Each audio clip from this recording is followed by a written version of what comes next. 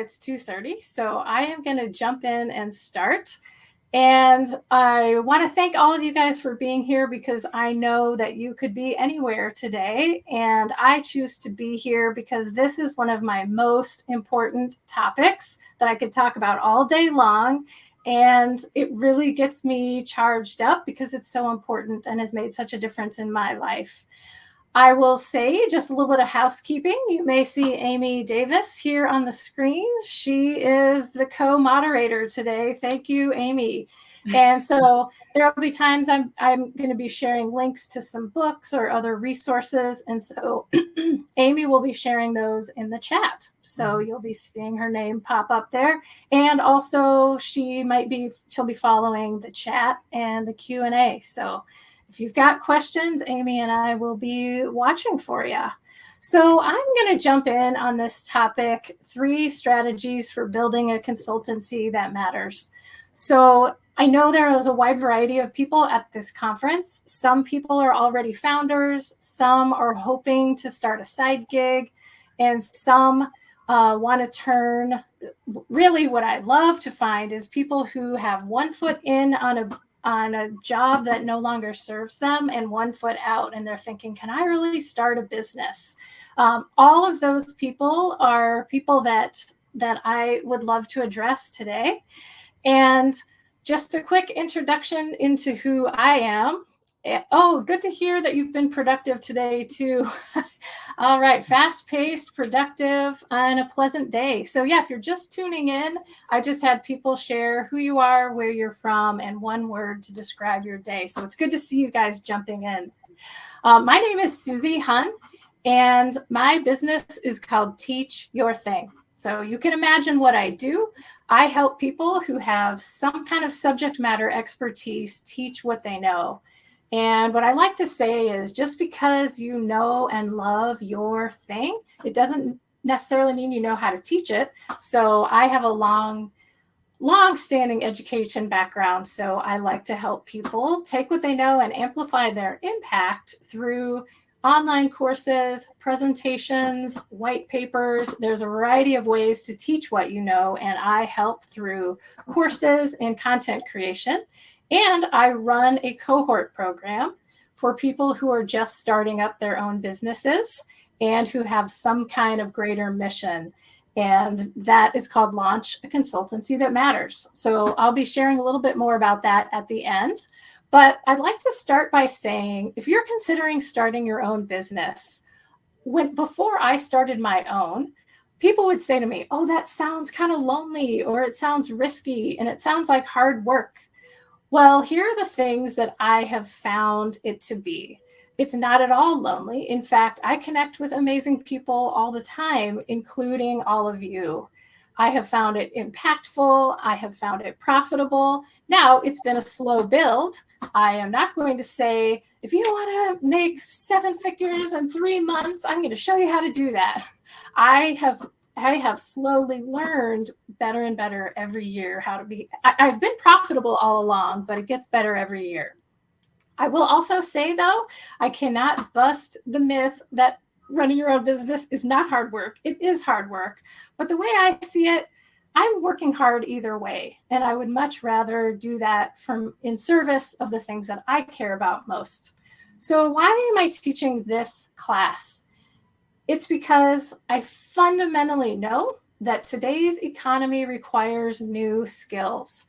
I am a Gen Xer, and I grew up in an economy where you put your head down, you followed the rules. There was supposed to be a linear path, and you could be employed or unemployed. One was, I know I'm exaggerating slightly, but generally people believed one was successful, one was a failure, and now there is a whole universe of things in between. There are so many ways to take our own uniqueness and bring it to the world, and the world needs what you specifically provide. I also teach this class because self-awareness is not fluff. It's a business strategy that I use every day. And I hate to say this, but part of the reason I have started my business is that too many employers are careless with their employees' talent, even when they mean well. And so I'm not saying that everyone needs to become self-employed, but for those who want to become their own business owner, I love to say the water's warm if you learn some fundamentally different skills than I learned growing up not as an entrepreneur. Action brings fulfillment, and the things that I teach in this class, they changed my life. So I love talking about this. Because I'm an educator, I always like to start by talking about the big picture. None of this will sound unfamiliar to you, but in today's economy, we are immersed in technology, which leads us to globalization. At the touch of a finger, we can be connected with anyone across the world. We also are no longer in a mass market economy, and that affects everything about business ownerships and startups today. There are infinite niches, and I'll talk more about that, but that actually is a benefit in the world of destabilization that we all are experiencing. In fact, I created this slide well before the pandemic hit, and now people are experiencing this destabilization in a much more direct way now that we have experienced a global pandemic to the proportions that we have. The good side of this, though, is that we are living in a purpose economy. In fact, one of my favorite books is called The Purpose Economy. It's written by Aaron Hurst. Amy, I forgot. Amy is going to be sharing some book recommendations with you today, and I didn't send Amy that link, but we can share that with you if you want the link to the Purpose Economy book. But it's a real opportunity to get in touch with your own purpose. This is one of my favorite quotes that represents the bigger picture we're all living in.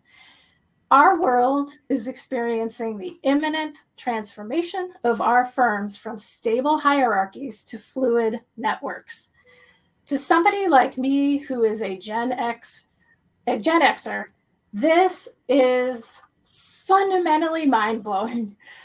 And it's a complete shift from the world that I was trained in. And I've had to do a lot of unlearning to adapt to the world we're living in. But now that I have done that, I'm so excited about the possibilities of that.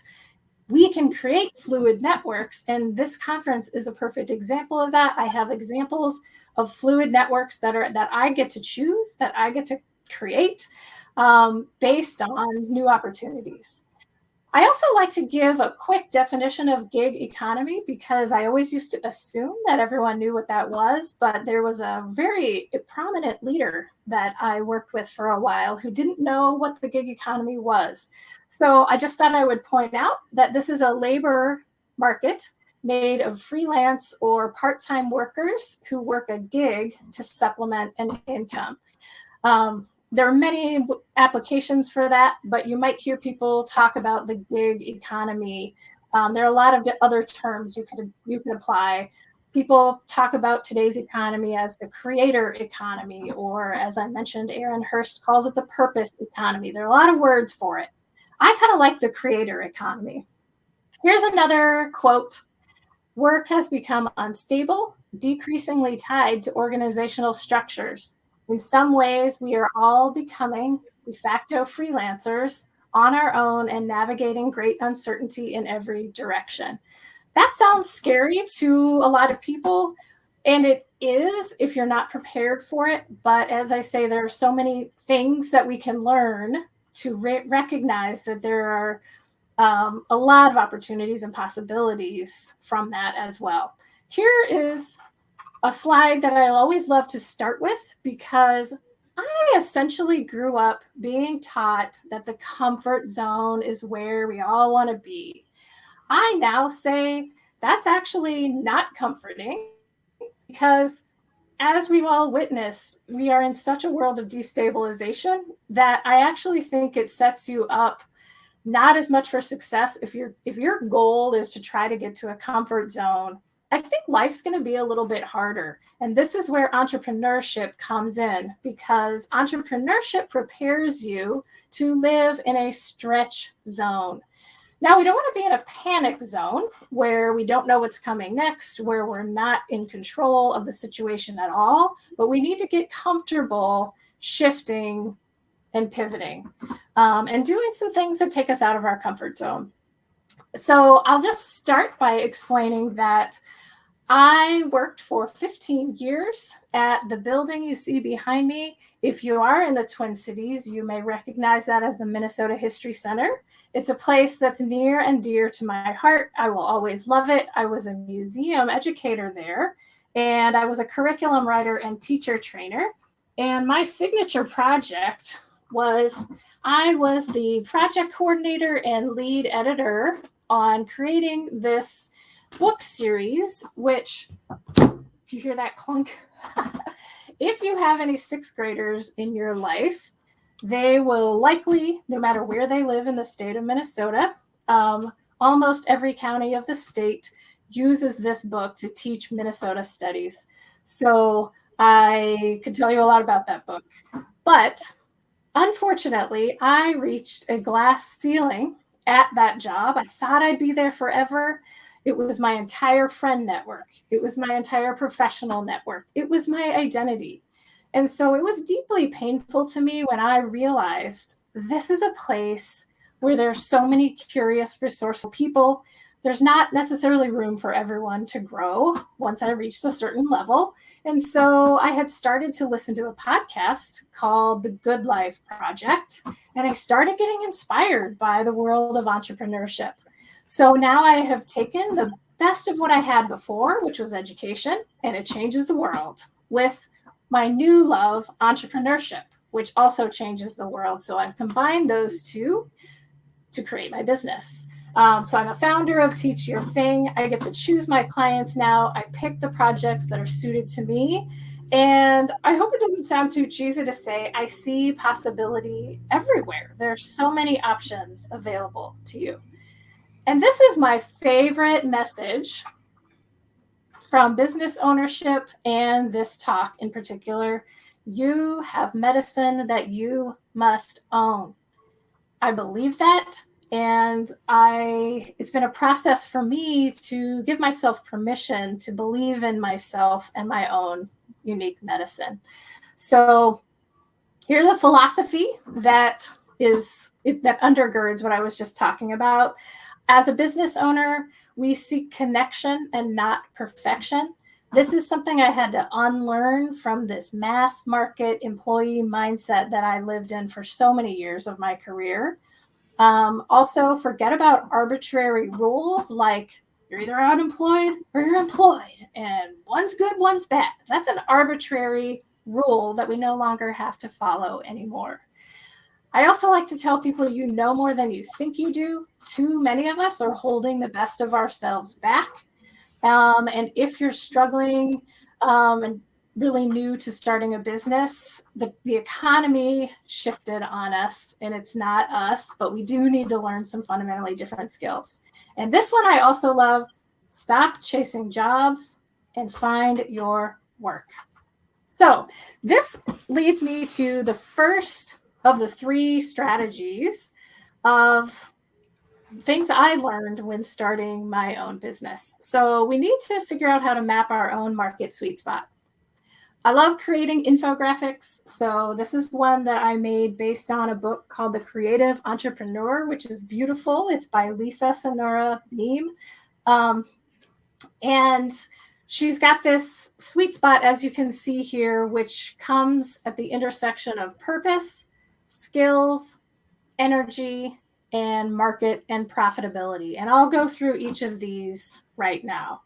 So I'm going to start with purpose, because that is what should be directing everything in our creator economy. In fact, Aaron Hurst makes the case that in this destabilized economy where organizational loyalty no longer rules the day, purpose creates our stability. So it's really important to have a why for everything we're doing as startups. So I'd like to just hear from you. I'll be asking questions throughout this. Obviously, I can't see you guys, but what about you? What purpose, what lights you up? What needs to change in this world? Tell me a little bit about the whys for you as a business owner or as someone who's considering a business. I really am curious to hear about that. So I will keep talking, but I'm also going to watch the chat. I know Amy's watching it too. So if something comes in, Amy, you can just let me know. Okay, I see Margaret transitioning the world to a teal paradigm for business. I am lucky. I happen to know what she's talking about. See, I wish we were all together because I'd be like, how many of you have heard of the teal paradigm? But actually, there's a fantastic book called Reinventing Organizations that talks about the teal paradigm. But if I'm paraphrasing it correctly, that it's really referring to disrupting this command and control structure and coming up with a structure in organizations where people have more equal power. I'm sure you would describe it much better, Margaret. So Pedro, helping transform the food supply through data. Now, I am fascinated already. I want to know more. That is fascinating to me. And Ali, to use my natural strengths to help. I think I just mispronounced your name, Ali. Tell me if I wish I could talk to you guys, because I apologize if I didn't say it right. And it's good to see you. But using your natural strengths to help and empower people to love their purpose, you are absolutely speaking my language, and you know you and I are connected on this issue. It's so important. Oh, excellent. Thank you. Good. Pedro, I'm so glad that you posted your website. Feel free to promote yourselves in this session. I hope it can be a source of networking. Please share what you do, and please check out everybody else's sites because I'd like to learn more. Guiding people through deeply emotional life transitions. Allison, we need you. That sounds deeply meaningful and such, I would imagine, something that so many Americans are afraid of. Kent, shifting industries on the environment, creating ubiquity of high-grade climate policy. Yes, I'm cheering all of you on, but I am really in favor of the work that you guys are all bringing to the world and helping people grow as professionals. Yes, thank you. So this is why I get so excited. Like, I get part of my work day today is to be surrounded by people like you. Are you kidding me? This is amazing. This is why I think we should all become startups. So the other part of purpose is to get clear on who we can serve uniquely. In my case, I had to really own that education and entrepreneurship go together. And once I got clear on that, I was able to see who I can serve uniquely. So specifically, I can see that all of you fit this bill, but the people I love to surround myself with are intelligent, they're leaders, they're driven by purpose, and they don't want to be part of a system that is no longer working, that is marginalizing people, that is exploiting people, or that's this sort of command and control structure. And I'm really committed to economic justice, changing who is worthy of opportunity. So we also, when we're thinking about our purpose, we think about what is a problem that you have solved that you can help others solve. So this is just an example of how I do this in my own business. I created a course for how can we launch a consultancy that matters, because I saw a lot of coursework out there that's like the make a bunch of money in a really short period of time kind of classes, and that just didn't resonate with me. That was never, I'm not saying money doesn't matter. It absolutely matters, and it's critical to justice, but it's not my lens that I want to be teaching or discussing through. So that's the problem I solved for myself that I want to teach other people about. And then I also do coaching to help people who want to create an online course or improve their PowerPoints or doing some kind of education. I do coaching around that, and I help some clients create content. So I'm just going to move on to the next section here, which is Oh, by the way, I see, Tony, that you're teaching visionaries the language of business. Oh, see, I wish I could just be in the room with all of you guys. This is all so fascinating. And Amy, I want to help others believe and then have the tools to reach their goals. Yep. I love it. This is exciting.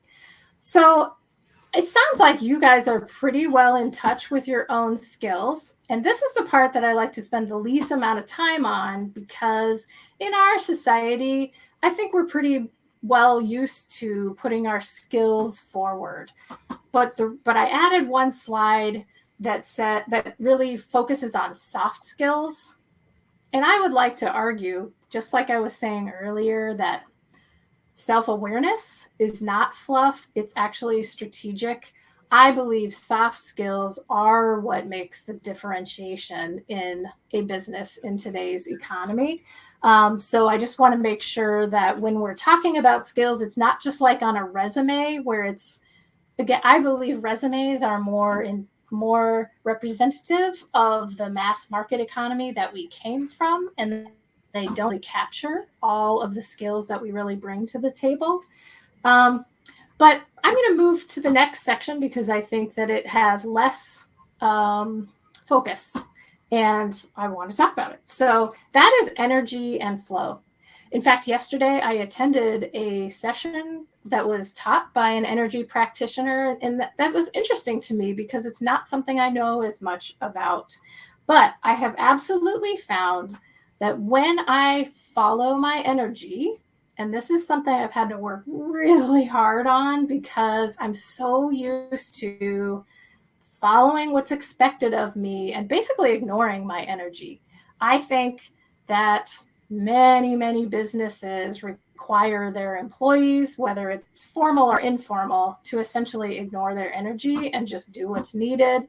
And so as a business owner, I've really had to work hard to give myself permission to pay attention to what lights me up. So this is just an exercise that we don't have time for today, but if any of you want this PowerPoint, that's why I kept it in here so that you could do the exercise. But it has you list out all your skills and then label them with either a star or meh or a downward arrow based on how much energy that skill gives you.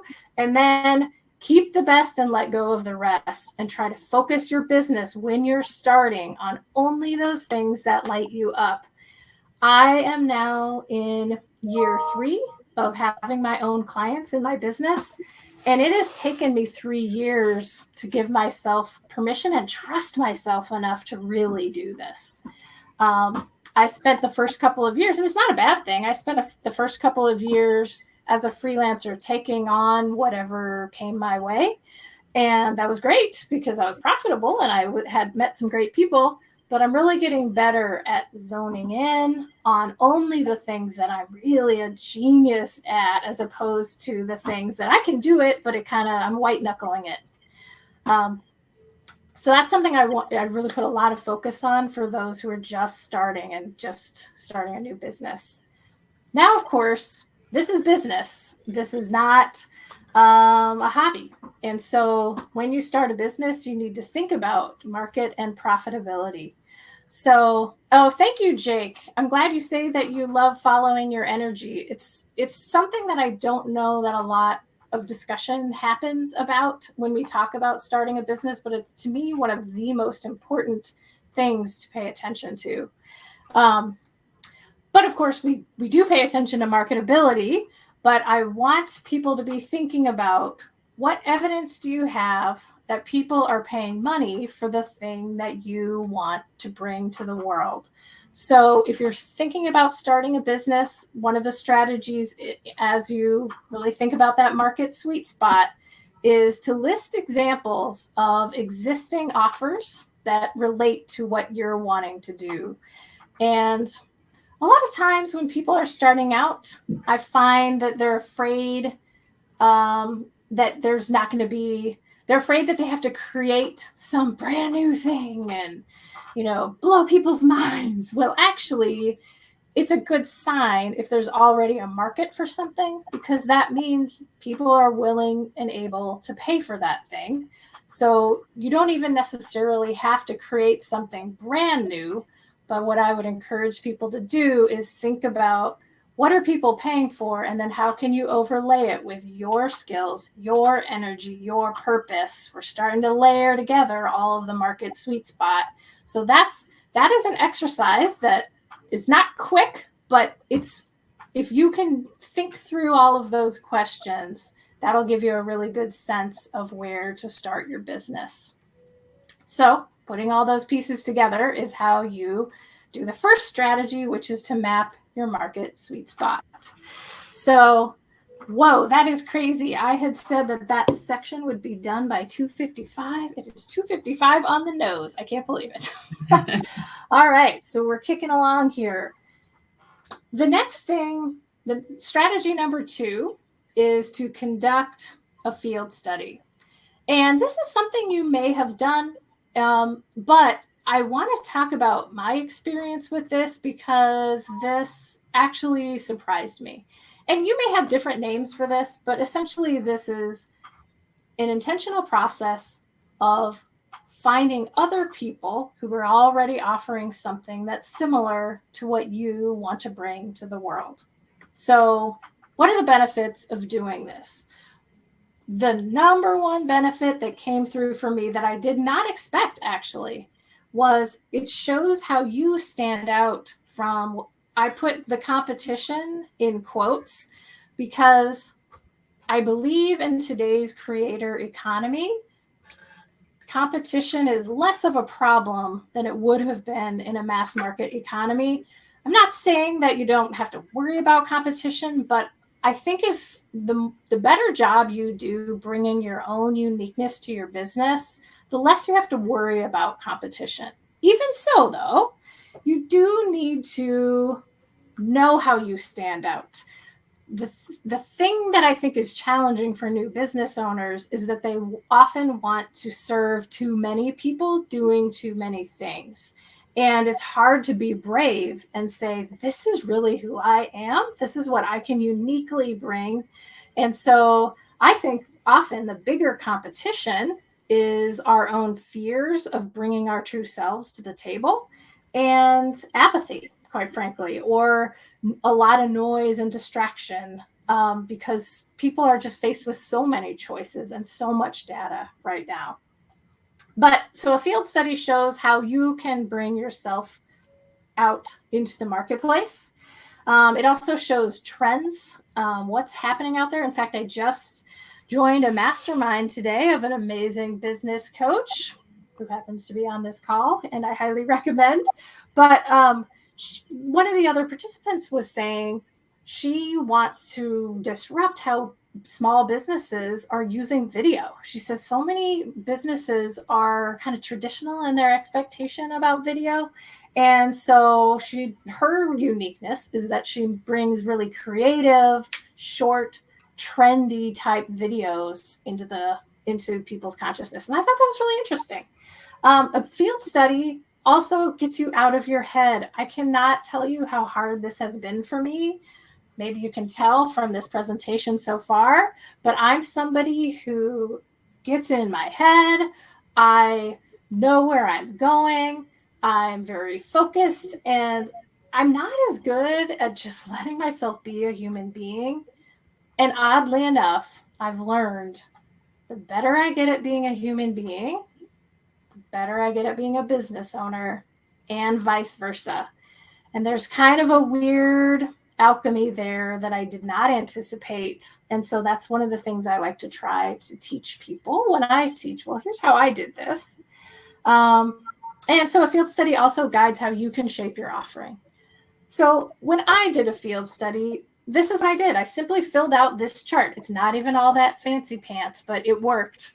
I picked 3 offers that were out there in the marketplace already. And I just simply wrote down, okay, who was the person or organization providing this service? What was their offering? How much did they charge for it? What was included in their offer? 3 words that described their brand, something I admired about that company, and then what would make me different.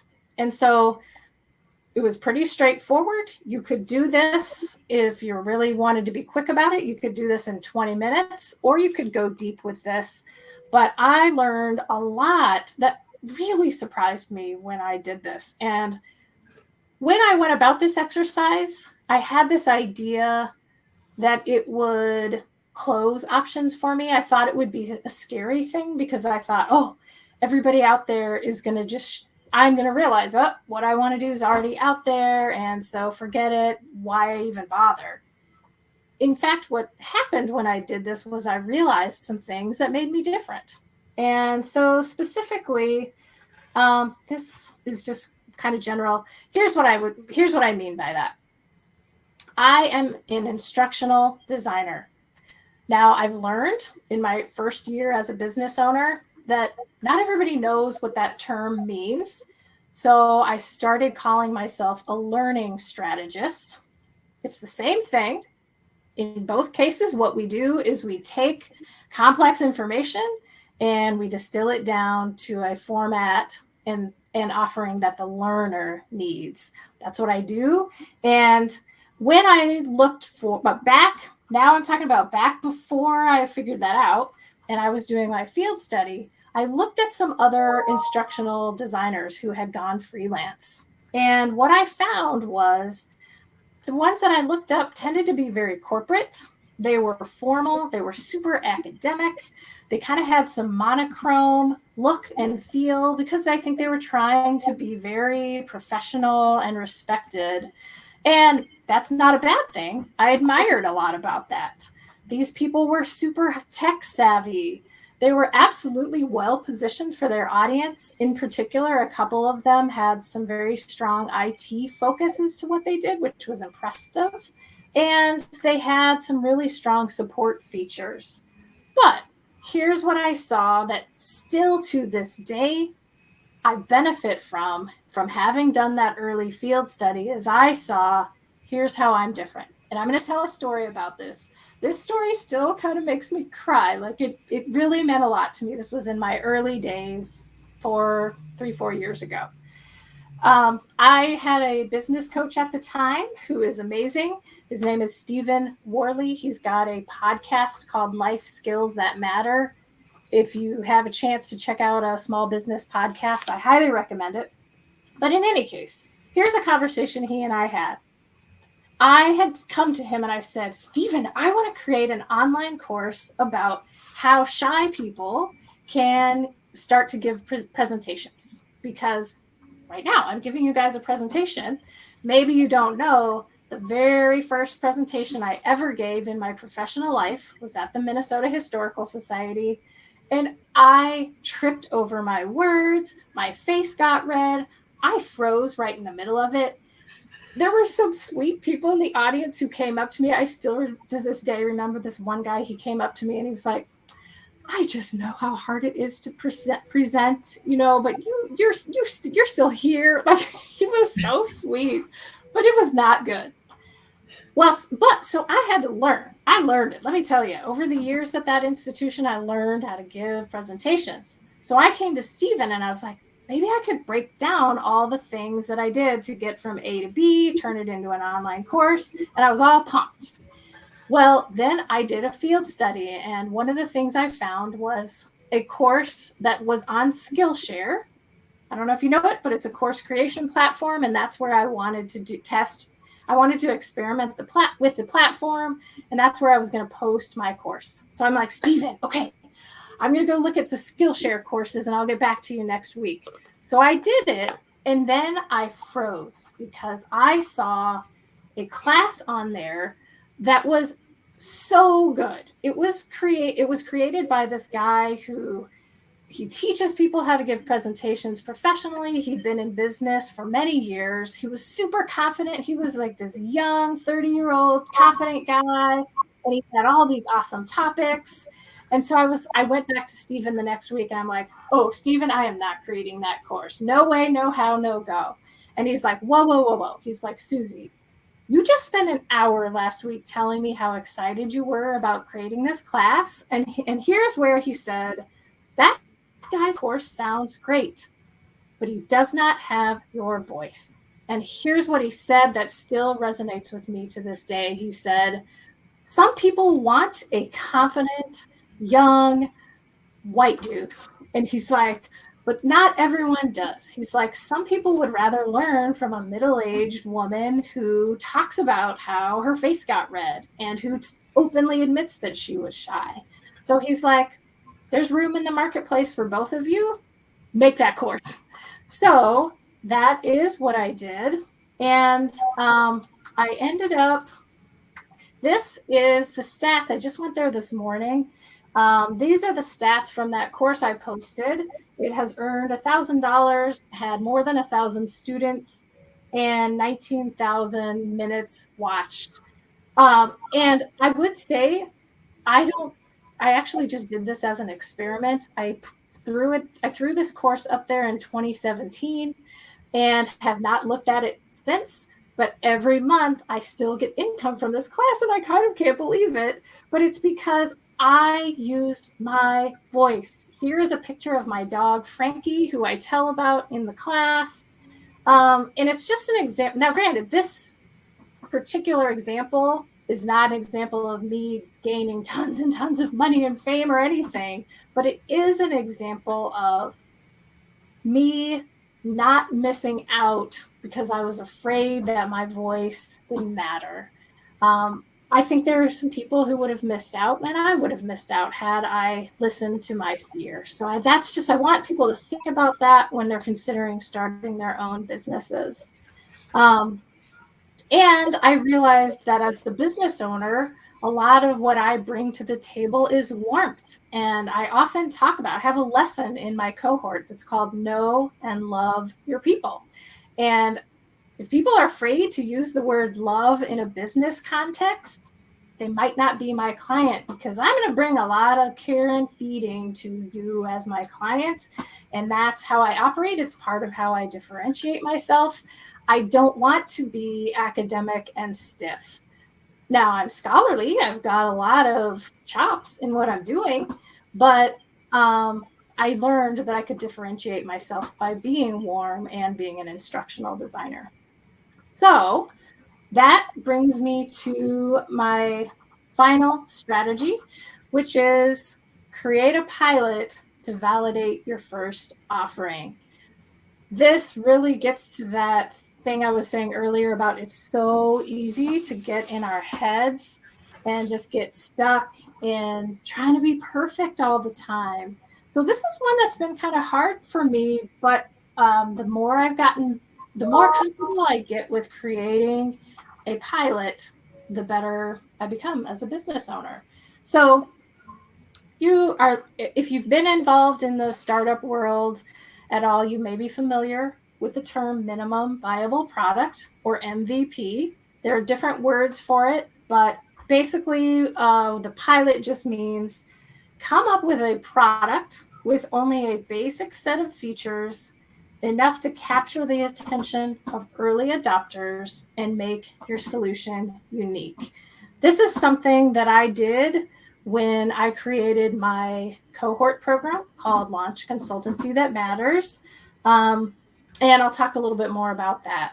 But we need to get comfortable doing this. So here's coming to the first official book that I have in my presentation. And I'm about to quote this author. I hope you've read Christine Cain's book, or if you haven't, please pick it up. It's called The Soul-Sourced Entrepreneur, an unconventional success plan for the highly creative, secretly sensitive, and wildly ambitious. And I just thought I would mention, so Amy Davis is going to be posting in the chat some of these books as I mention them. And just so you know, she's going to be posting a link to my page on bookshop.org. I don't know if you're familiar with it, but I like it because it's an alternative to Amazon, and I can order books. Of course, now this is only for people who are old school like me and order print books. I don't think they have a digital version, but I created my own Teach Your Thing page with all the books that I've read as a business owner, and I'm adding to it all the time. I'm a voracious reader of business books.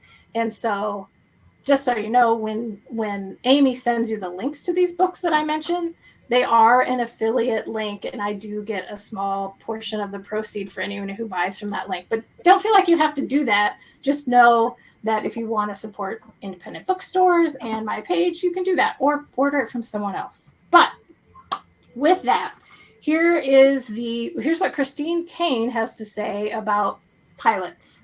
She says, nothing worthwhile in your life happened because you had confidence first. It happened because you committed to making it happen. The confidence showed up as you courageously took steps forward. This is what I'm talking about at the beginning when I mentioned that stretch zone, and it directly relates to creating your first pilot.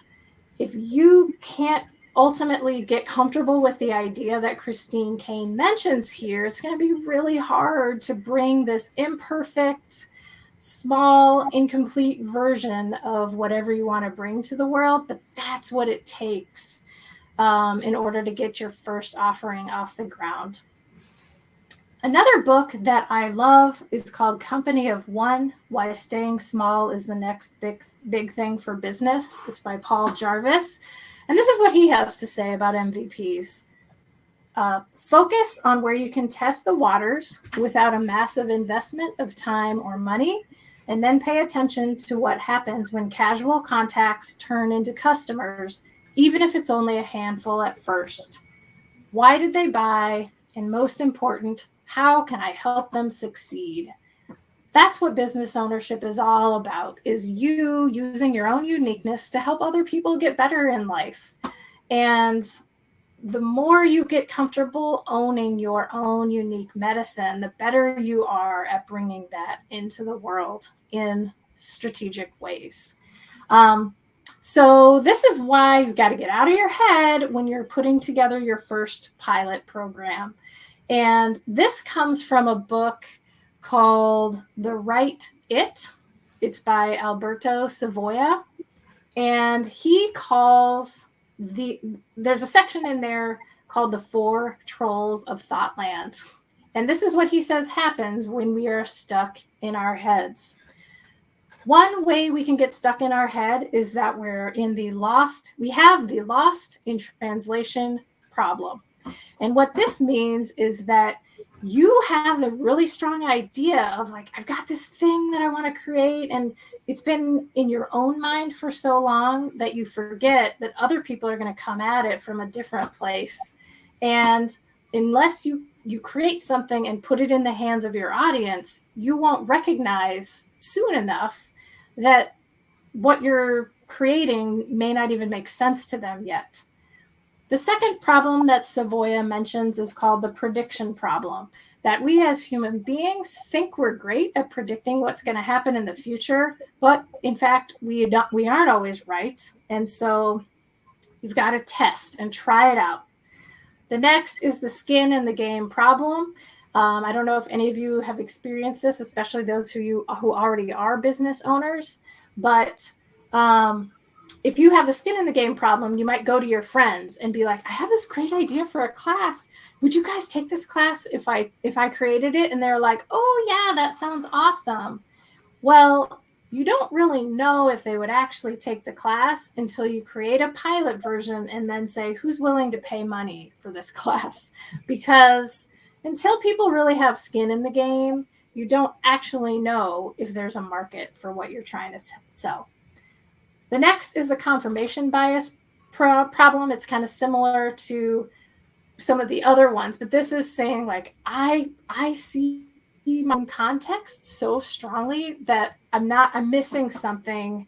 I have a bias that I'm not seeing because I haven't exposed enough people to my idea yet. And I added my own bonus troll to the troll of Thoughtland and being stuck in your head. And this has been a biggie for me that I've had to do a lot of work to overcome. So I hope you find it useful. I hope you can benefit from my suffering. Okay, guys? I sometimes suffer from the I'm so busy I can't think straight problem. This has been, I am a chronic overfunctioner. I come from a family of overfunctioner. I've worked around overfunctioners for years. So it feels normal to me to just be super busy all the time. But I can tell you beyond a shadow of a doubt, every big mistake I've made as a business owner has been when I'm too busy and I can't think straight. And I'll make a decision so quickly that later I regret it. And so I've had to learn, and this goes back to the energy thing. I've had to learn something that is so backwards from what I thought I knew for decades, which is that if I create space to breathe, space to think, space to pause, I make better decisions, I'm more strategic, and I bring a better experience to the table. So when you're coming up with an MVP or a minimum viable product, try to do anything you can not to be so busy that you can't think straight. That's not easy, but super important. So I'm curious to hear a little bit from you guys. Have you ever been stuck in your head? Oh gosh, look at all these comments here. Studying competition is not interesting, Margaret, that studying competition is not necessarily relevant any longer. I agree. Understanding your differentiation, Margaret. Yes. And yep, thank you, Amy, for posting these books. I'm so excited. Oh, print books. Yay, another print book person in my corner. It's kind of funny. My partner that I live with, Fred, he's an IT guy, and he loves to haze me about this. He always is like, to bring his Kindle wherever we're going, and he's like, well, I'm just bringing all my books with me. But, you know, we both have our thing, and it's okay. But I'm glad to see you're with me on the print books thing. Yeah, so good. Yes, predotyping. Margaret introduced me to the term predotyping. I had never heard that word before, but that is a great way to describe these ideas. And then Allison, making space for strengthening the mind-body connection is so helpful. Oh, I need this in my life so much. And you're a big fan of daily walks and meditation to get out of your head. I don't know why it's been so hard for me to own that in my own journey, Allison, but you cannot say that to me too much, because for all these years I thought that was being unproductive. And the organizations I worked at, as much as I love them, encouraged us to be triple booked. That was normal. And if you exhibited capabilities, then more got put on your plate. So keep saying that. I have a feeling that's crucial to the work you do, Allison, and keep bringing this idea out there into the marketplace. More people loving the real books, tactile books. But it looks like that Margaret likes Audible for books that are not business books. So that's interesting. Maybe it's just kind of like you can chillax and listen to a novel, but then when you're reading a business book, you want to feel it. Interesting. I'm intrigued. Including the digital version with the print copy. Whoa, Ryan, you are blowing my mind. I have not experienced this. This is why it's so good to get. I mean, I've spent so many times in this room right here. There's a lot happening outside of it that Ryan knows about that I don't. So thank you. Tell me more, Ryan. Who offers this? It's probably something that's become normal. And Pam. How can you request the PowerPoint? I would be happy to send you the PowerPoint, and there are a couple of ways you could do it. One is you could post your email in the chat, and Amy will take that and send it to me afterward. If you don't feel comfortable doing that, you can go on my website, teachyourthing.com, And you could send me a note in the contact. I just have a contact page, and let me know and say, I'd love a copy of your PowerPoint, and I will be happy to share it with you, because one of my favorite things is making PowerPoints. Can you tell? I love doing this. So I always make I love to design them and organize them. And actually it's one of the services I provide for clients is I'll help them create their presentations, because I as an instructional designer and as someone who cares about aesthetics and vibrancy, I like to put words and pictures together. Anyway, I'm kind of I'm nerding out over putting together presentations. I know was not your question, Pam, but you got me going. So viability. Another purpose of putting together a pilot is that we have to know that our offering is viable.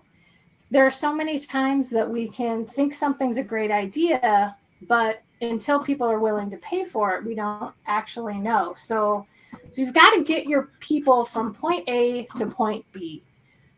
That's something really important to think about when you're putting together any sort of pilot is, what's the transformation? Where's point A? Where's point B? And if you can get people from, you can clearly define what are those two things and how are you going to get them there, then your outcome is viable. And let's see, what do you have to say, Kent? Oh, another thing that's opening my world here. I am not familiar with this, but I like I can't believe it. I don't even know the word, Kent. You're presenting a new word for me. Allison and Kent, you need to teach a session on pronoia. I have never heard of it before. Thank you for introducing it to me. That the delusion that the world is conspiring to help you. Okay, I know nothing about this. I wish I could comment more about it, but I'm intrigued. So I'm going to dig into it after the session. Oh, this is something that Alberto Savoia says. Don't be lured by the ease with which you can obtain other people's data, because an ounce of your own data is worth a ton of other people's data. Basically, he's just saying we've got to take our own offering and put it into the marketplace. So I put together this is a worksheet that I created in my course. This is how to put together a minimum viable product. And it has you think through, what are the elements that you want that have the most impact? What are the elements that are the most urgent? And in order for your pilot to be viable, you want to only focus on those things. So impact means this is going to get people from point A to point B. Urgency means it absolutely has to be in this version of your program. So I'll give some examples. Okay, I'll go back to this. But when I created my own cohort program, look at all of these things. I had all this stuff I wanted to cram into a 3-month program, but I realized some things didn't have to come right away. So for example, I wanted to create lessons from guest instructors. And I realized that would have a lot of impact, but was it urgent? Not necessarily. It was going to take a lot of effort to go find other guest presenters, to explain to them what I was doing, collaborate together. And in my first pilot version of my course, I taught all the lessons myself because I could do it easily and quickly that way. And in my second version, once I realized it was viable, then I've been now adding guest instructors into the lesson. So that's an example of something that was not urgent, but it did have a lot of impact. So I'm going to go back and see how we're doing on time. We're still okay on time. Yeah, so we just want to get it down to the minimum. So this is good. I've already explained all of that. And make sure you get it into your people's hands. And, oh, this is another book that I love, Dory Clark's Entrepreneurial You. This one, I think, Amy, I didn't send you this link because for whatever reason, bookshop.org doesn't carry this exact book, but they carry other books by Dory Clark. So anyway, I still recommend this book and other books of hers. But here's what she says to do. Write down the names of between 10 and 20 specific people you know who personally match your target audience and description. Send them a brief email attached with a description of your pilot and ask if they'd be willing to offer feedback or attend. This is something that so many new business owners overlook. One of the things I like to say is stop thinking about putting yourself out there, which is a phrase I hear a lot in the business world, and instead think about, how do I start a dialogue? I think of putting yourself out there as a monologue, but we want to be in dialogue with our people. So when you are putting a pilot together, I really recommend this technique that Dory Clark describes, where get people involved. And that's what I did when I created my pilot program for Launch a Consultancy That Matters. I did this. I found actual people and I said, will you co-create this with me? I want to see if this is something that would actually be relevant.